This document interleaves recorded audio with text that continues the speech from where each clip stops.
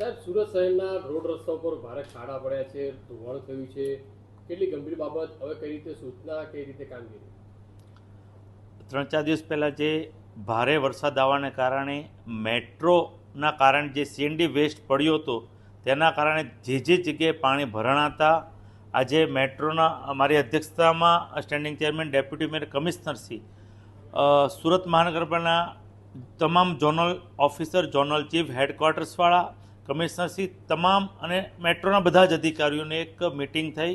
એમાં નક્કી કરવામાં આવ્યું છે કે જ્યાં જ્યાં ખાડા પડ્યા છે આવનાર 3 દિવસ સુધી 3-4 દિવસ કોઈ પણ પત્રવ્યવહાર અવર કરવાની મનાઈ અલ્ટિમેટમ આપ્યું છે.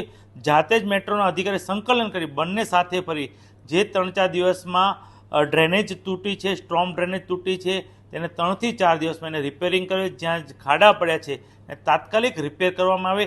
એ 3 થી 4 દિવસમાં આ તમામ કામ પૂર્ણ કરવા અલ્ટિમેટમ આપ્યું છે અને રોજ જ સાંજે એનું રિપોર્ટિંગ કમિશનરશ્રી અને મેયરશ્રીને મળી જાય.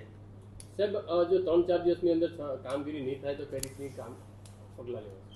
3-4 દિવસમાં કામગીરી નહીં થાય તો મેટ્રોનું અમે ગુજરાત સરકારને લેટર પણ લખશું કે મેટ્રોવાળાની જે કંઈ બેદારકી છે એને છતી કરશું.